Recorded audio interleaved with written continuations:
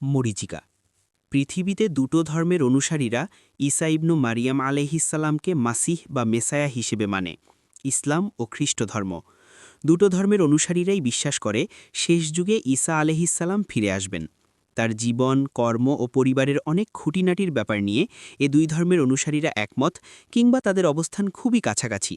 বর্তমানে পৃথিবীর সব মানুষের মধ্যে ঈসা ইবনু মারিয়াম আলাইহিসসালামের ব্যাপারে তুলনামূলকভাবে সবচেয়ে কাছাকাছি অবস্থান এ দুই ধর্মের মানুষের। কিন্তু এত সাদৃশ্য সত্ত্বেও যখন কোনো খ্রিস্টান আপনাকে প্রশ্ন করবে, ডু ইউ অ্যাকসেপ্ট জিজাস, তুমি কি মসিহকে স্বীকার করো, একজন মুসলিম হিসেবে আপনি হ্যাঁ বলতে পারবেন না। কারণ একজন খ্রিস্টানের আকিদার জায়গা থেকে যিশুকে স্বীকার করা ও মেনে নেয়া বলতে বোঝায় তাকে তিনের এক ও ঈশ্বরের পুত্র হিসেবে মেনে নেয়া, কথা স্বীকার করে নেয়া যে যিশুকে মেনে নেয়ার মাধ্যমেই ব্যক্তির পরকালের ফয়সালা হবে ইত্যাদি। স্বাভাবিকভাবেই একজন মুসলিম কখনোই এ ধরনের স্পষ্ট কুফর এবং শির্ক স্বীকার করবে না, করতে পারবেও না। বিশ্বাসের যে কাঠামো থেকে খ্রিস্টানরা তাকে মানছে তার ভিত্তি হল কুফর এবং শির্ক। অন্যদিকে যে কাঠামো থেকে মুসলিমরা তাকে নবী এবং মাসিহ হিসেবে মানছে তার ভিত্তি হল ঈমান ও তাওহীদ।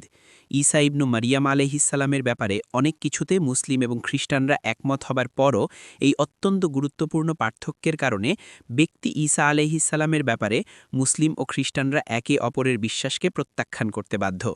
মুসলিমদের দৃষ্টিতে খ্রিস্টানরা কাফের এবং শিরকে লিপ্ত, অন্যদিকে খ্রিস্টানদের বিশ্বাস অনুযায়ী মুসলিমরা জিসাসকে অস্বীকারী, অবিশ্বাসী। এত মিল থাকার পরও দুটো বিশ্বাস পরস্পর সাংঘর্ষিক হচ্ছে বিশ্বাসের কাঠামো এবং প্রাথমিক মূলনীতিতে পার্থক্যের কারণে। বিশ্বাসের কাঠামো এবং প্রাথমিক মূলনীতিগত পার্থক্যের এই গুরুত্বের ব্যাপারটা আমাদের কাজে লাগবে পরের আলোচনায়। ২. ব্যক্তি স্বাধীনতা, বাকস্বাধীনতা, ধর্মবিশ্বাসের স্বাধীনতা, মুক্ত চিন্তা, ধর্মনিরপেক্ষতা, মানবাধিকার, নারী অধিকার, সাম্য, সম্প্রীতি, প্রগতি, উন্নতিসহ বেশ কিছু ধারণা আছে যেগুলোর উপর ভিত্তি করে গড়ে উঠেছে বর্তমান সময়ের অধিকাংশ সামাজিক ও রাজনৈতিক দর্শন। জাতিসংঘ যখন সমকামিতাকে বৈধতা দেওয়ার পক্ষে পলিসি বানায়, কিংবা মেয়েদের পড়াশোনার ব্যাপারে শায়েখ আহমাদ শফির বক্তব্যকে যখন উন্নয়ন বিরোধী বা পশ্চাৎপদ বলা হয়, তখন সেটা করা হয় এ ধারণাগুলোর উপর গড়ে ওঠা চিন্তার কাঠামোর জায়গা থেকে। এ ধারণাগুলো স্বীকার না করাকে আখ্যায়িত করা হয় বর্বরতা, অসভ্যতা, অজ্ঞানতা কিংবা পশ্চাৎপদতা হিসেবে, এবং বারবার এগুলো ব্যবহার করে ইসলাম ও মুসলিমদের সমালোচনা করা হয়। আবার তীব্র এ সমালোচনার প্রতিক্রিয়ায় মুসলিমদের মধ্যে অনেকে বলেন যে এ ধারণাগুলো ইসলামেও আছে, তবে ইসলাম এগুলোর উপর নির্দিষ্ট কিছু বিধিবিধান যোগ করে। কিন্তু ইসলামের অবস্থান থেকে এ ধারণাগুলো এবং এগুলোর উপসংহার হিসেবে পাওয়া পলিসিগুলোর ব্যাপারে কোনো সিদ্ধান্ত নেয়ার আগে আমাদের বুঝতে হবে এ শব্দ ও পরিভাষাগুলো আসলে কোন অর্থ ও মতাদর্শ ধারণ করে। বাহ্যিক সাদৃশ্যের হিসেব কষতে বসার আগে পরিভাষার শাব্দিক অগভীরতার জায়গা থেকে সরে এসে তাকাতে হবে এ ধারণাগুলোর পিছনের ফার্স্ট প্রিন্সিপালস বা প্রাথমিক মূলনীতিগুলোর দিকে। পাশ্চাত্য যখন মানবাধিকার, নারী অধিকার, ব্যক্তি স্বাধীনতা, চিন্তার স্বাধীনতা কিংবা এরকম অন্য কোনো অধিকারের কথা বলে, তখন অধিকার বলতে তারা কি বোঝায়, এ ধারণাগুলোকে তারা কিভাবে সংজ্ঞায়িত করে। আমরা যদি এ প্রশ্নটা করতে পারি এবং আন্তরিকতা, সততা ও অধ্যবসায়ের সাথে এর উত্তর খুঁজি, তাহলে আমাদের কাছে পরিষ্কার হয়ে যাবে কেন মুসলিম হিসেবে আমরা এ ধারণাগুলো প্রত্যাখ্যান করতে বাধ্য। এ প্রতিটি শব্দ, প্রতিটি ধারণার শাব্দিক যে অর্থ আমরা ধরে নিই, তার বাইরেও এগুলোর আছে সুনির্দিষ্ট মতাদর্শিক অর্থ, এবং এ শব্দগুলো ব্যবহার করার সময় সেকুলার পশ্চিম এ সুনির্দিষ্ট মতাদর্শিক অর্থেই ব্যবহার করে, শাব্দিক অর্থে না। এ শব্দগুলো ব্যবহার করা হয় চিন্তা ও বিশ্বাসের একটা নির্দিষ্ট কাঠামো থেকে। ঠিক যেমন আমরা মুসলিমরা যখন সালাত বলি, তখন সাধারণত আমরা শাব্দিক অর্থ বোঝাই না, শরিয়ার কাঠামোর ভেতরে সালাতের যে সুনির্দিষ্ট অর্থ আছে সেটাকে বোঝাই। পশ্চিমের এ ধারণাগুলোর ক্ষেত্রেও একথা সত্য। এ শব্দ ও কনসেপ্টগুলোকে তারা ব্যবহার করে এনলাইটেনমেন্টের দার্শনিক কাঠামোর ভেতর সুনির্দিষ্ট অর্থে। একটি লিবারেল দার্শনিক কাঠামোর ভেতর থেকে এ শব্দগুলোকে ব্যবহার করা হয়। উদাহরণ দেয়া যাক, আমরা যেগুলোকে সোশ্যাল সায়েন্সেস বা সামাজিক বিজ্ঞান বলি, তার আলোচনার বিষয়বস্তু কি? মোটা দাগে ব্যক্তি, সমাজ, রাষ্ট্র বলে দেয়া যায়। কিন্তু যদি সত্যিকারভাবে জানার এবং বোঝার চেষ্টা করেন, বাইরের খোলস সরিয়ে শেকড়ের দিকে তাকান, তাহলে দেখবেন সামাজিক এ বিজ্ঞানগুলো ব্যক্তির একটি সুনির্দিষ্ট সংজ্ঞা নিয়ে আলোচনা করে। ব্যক্তির সংজ্ঞার ওপর ভিত্তি করে তারা অধিকারের সংজ্ঞা দেয়, সমাজ, প্রতিষ্ঠান ও রাষ্ট্রের আলোচনায় যায়। এনলাইটেনমেন্টের দার্শনিক কাঠামোর ফসল হিসেবে বেরিয়ে আসা এই সংজ্ঞায় বলা হয় এক নির্দিষ্ট চিন্তার, নির্দিষ্ট বৈশিষ্ট্য সম্পন্ন বিশেষ ধরনের মানুষের কথা।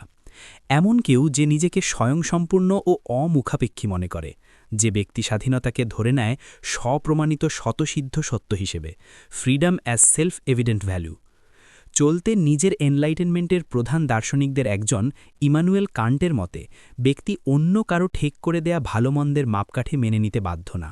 ব্যক্তি বাধ্য না কোনো উচ্চতর শক্তির ঠিক করে দেয়া নৈতিকতা মেনে।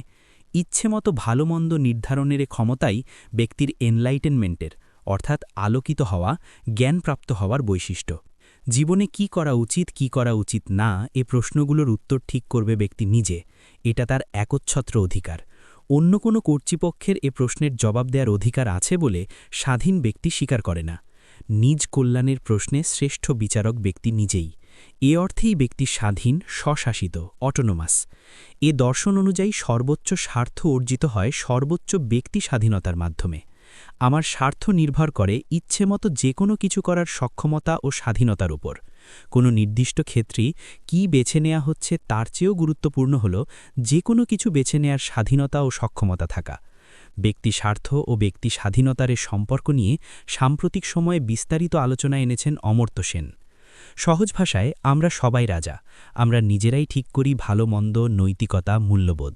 কোনো সমাজ বা স্রষ্টার ঠিক করার নিয়ম মানতে আমরা বাধ্য না। এই নির্ভর স্বেচ্ছাচারিতার ক্ষমতাই স্বাধীনতা, আলোকিত হওয়া। জিনা করা হয়তো কারো জন্যে খারাপ হতে পারে, তবে তার অধিকার আছে এ ব্যাপারে স্বাধীনভাবে যে কোনো সিদ্ধান্ত নেয়ার। যত সামাজিক বিজ্ঞান, সমাজতত্ত্ব, ধারণা ও প্রতিষ্ঠান আধুনিক পাশ্চাত্য থেকে এসেছে, তার সেগুলো গড়ে উঠেছে ব্যক্তির এই নির্দিষ্ট সংজ্ঞা এবং এর অন্তর্নিহিত মূল নীতিগুলোর ওপর ভিত্তি করে। এগুলোর উদ্দেশ্য এই নির্দিষ্ট ব্যক্তি বা হিউম্যান বিইংয়ের জন্য উপযুক্ত বাজার, সমাজ, কাঠামো ও সরকার গড়ে তোলা। যেমন অর্থনীতির উদ্দেশ্য হল অর্থনৈতিকভাবে ব্যক্তির উন্নতির ক্ষেত্র ও সুযোগগুলোকে সহজ করার জন্যে উপযুক্ত ব্যবস্থা, কাঠামো, সমাজ ও নেতৃত্ব প্রস্তুত করা। যদি প্রত্যেক ব্যক্তি নিজের কল্যাণের ব্যাপারে নিজেই সবচেয়ে ভালো জানে এবং নিজ স্বার্থসিদ্ধি যদি সামাজিক কল্যাণের সবচেয়ে ভালো পদ্ধতি হয়, তাহলে কোনো রাষ্ট্র, মাওলানা, চার্চ কারও অধিকার নেই ব্যক্তি স্বার্থ অর্জনে বাধা দেয়ার। নিজ স্বার্থ অর্জনই প্রত্যেকে কাজের বৈধতার মানদণ্ড। আমেরিকান নিওক্লাসিক্যাল অর্থনীতিবিদ জন বেটস ক্লার্কের ভাষায়, একজন ব্যক্তির লোভকে অপরের লোভের ওপর যথাযথ প্রতিরোধক হিসেবে বিবেচনা করা হয় এবং সার্বজনীন লোভ, ইউনিভার্সাল গ্রিড, সকলের জন্য সর্বোচ্চ পরিমাণ কল্যাণ অর্জন করতে পারে। প্রথমে আপনার হাত সরিয়ে নিন, তারপর রাষ্ট্র, গির্জা ইত্যাদিরও, এবং স্বার্থপরতাকে তার নিখুঁত কাজ করতে দিন। ১১০ বছর পর হিট হলিউড মুভি ওয়াল স্ট্রিটের চরিত্র গার্ডন গেকোর গ্রিড ইজ গুড উচ্চারণে ক্লার্কের এ কথার প্রায় হুবহু পুনরাবৃত্তি হয়েছে। পুঁজিবাদী বিনোদন ও অবক্ষয়ের কেন্দ্র থেকে শিল্পের মোড়কে ফুটে উঠেছে আধুনিক সভ্যতার অন্তর্নিহিত এ বাস্তবতা। উপযোগবাদ বা ইউটিলিটেরিয়ানিজমের আধুনিক দর্শনের জনক জেরেমি বেহামের ভাষায়, প্রকৃতি মানবজাতিকে দুটি সার্বভৌম মালিকের অধীন করেছে, কষ্ট ও আনন্দ। আমাদের কি করা উচিত এবং আমরা কি করব, এটা নির্ধারণের কাজ কেবল এ দুজনেরই। এ ধরনের চিন্তার উপর ভর দিয়েই আধুনিক পশ্চিমা সমাজ ভালো মন্দ ঠিক করে হার্ম প্রিন্সিপালের মাপকাঠিতে। যদি কোনো আজ অন্যের ক্ষতির কারণ হয় তাহলে সেটা খারাপ, অন্যথায় সেটা বৈধ। আবার ক্ষতির সংজ্ঞাও ঠিক করা হবে লিবারেল সেকুলার কাঠামোর সাপেক্ষে। আপেক্ষিক নৈতিকতা আর অঙ্ক কষা মূল্যবোধের এ জগতে ধীরে ধীরে তাই বৈধ হয়ে যায় জিনা, অবাধ গর্ভপাত থেকে শুরু করে পর্নোগ্রাফি, সমকামিতা, শিশুকামিতা, পশুকামিতা, ধর্ষকাম, মর্ষকাম, মাদক ব্যবহার সবই। ইসলামের অবস্থানের সাথে তুলনা করলে এটা বোঝা একেবারেই সোজা যে ব্যক্তি স্বাধীনতা, অধিকার ইত্যাদির ব্যাপারে এই ধারণাগুলো সরাসরি ইসলামের সাথে সাংঘর্ষিক। ইনফ্যাক্ট স্বাধীনতা ও স্বশাসিত হবার যে সংজ্ঞা আমরা এনলাইটেনমেন্টের ফ্রেমওয়ার্ক থেকে পাচ্ছি, সেটা স্পষ্ট শিরক। কারণ আল্লাহ আমাদের জানিয়ে দিয়েছেন যে মানুষের মধ্যে কেউ কেউ আপন খেয়াল খুশিকে, আপন প্রবৃত্তিকে আল্লাহর বদলে উপাস্য হিসেবে গ্রহণ করে। আল্লাহর আদেশ নিষেধের বদলে প্রবৃত্তির দাস আপন কামনা বাসনাকে গ্রহণ করে তার মাপকাঠি হিসেবে। আল্লাহ সুবহানাহু ওয়া তাআলা বলেন, তুমি কি তাকে দেখনি যে তার প্রবৃত্তিকে নিজের ইলাহ রূপে গ্রহণ করেছে? তবুও কি তুমি তার জিম্মাদার হবে? তুমি কি মনে করো যে তাদের অধিকাংশ লোক শোনে অথবা বোঝে? তারা কেবল পশুদের মতো, বরং তারা আরও অধিক পথভ্রষ্ট। সূরা আল ফুরকন ৪৩-৪৪। মুসলিম হিসেবে আমরা যখন শরিয়া দ্বারা নির্ধারিত অধিকারগুলোর কথা বলি, তখন দুটো মূলনীতি আমাদের পুরো আলোচনাকে নিয়ন্ত্রণ করে। এক, মানুষের প্রথম পরিচয় হল সে আল্লাহর বান্দা, আল্লাহর গোলাম, সে স্বাধীন না।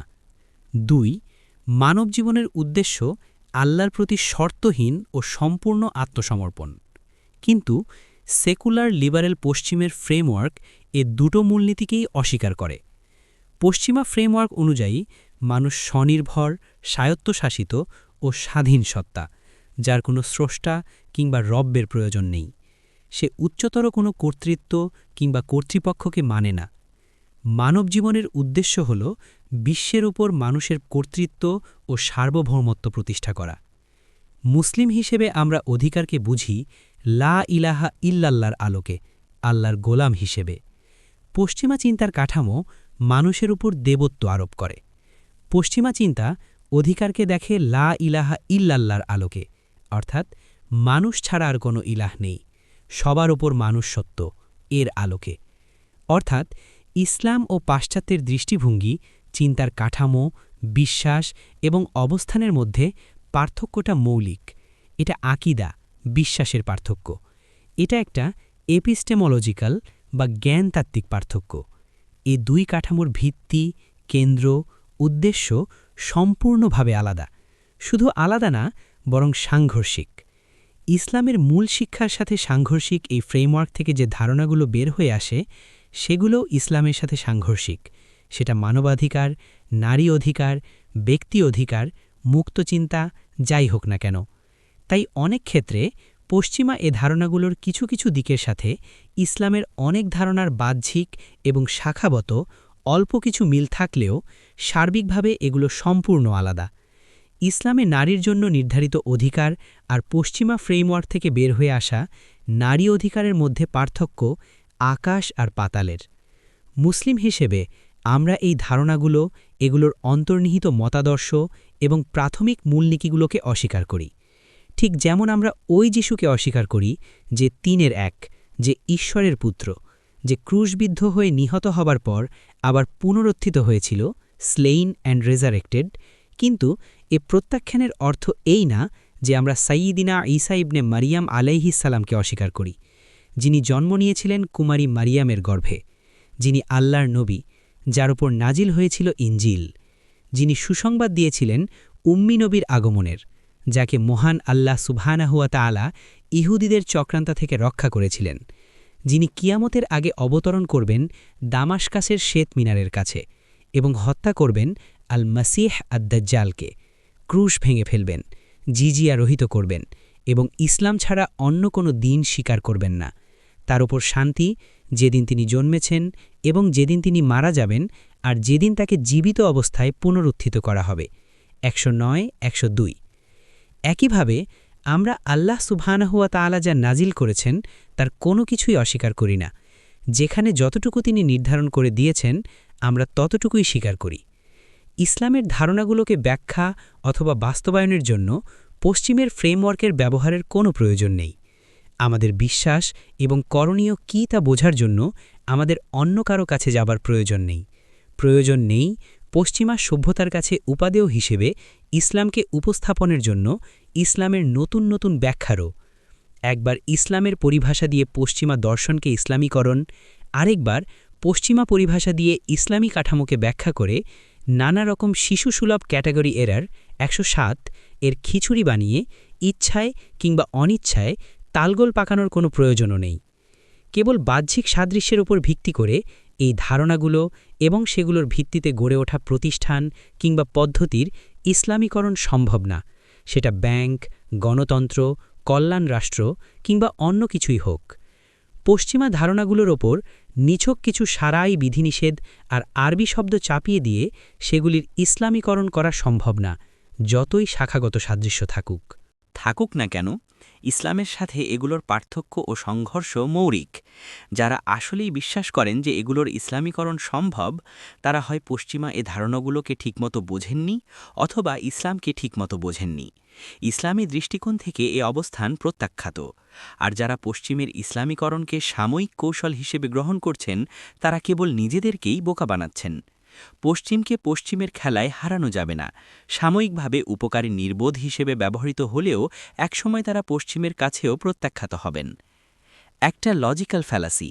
যখন এক ক্যাটাগরির জিনিসকে অন্য ক্যাটাগরির অন্তর্ভুক্ত হিসেবে উপস্থাপন করা হয়, অথবা এক ক্যাটাগরির বৈশিষ্ট্যকে অন্য ক্যাটাগরির মনে করা হয়, অথবা ভিন্ন ভিন্ন ক্যাটাগরির সদস্যকে একই ক্যাটাগরিতে ফেলা হয়,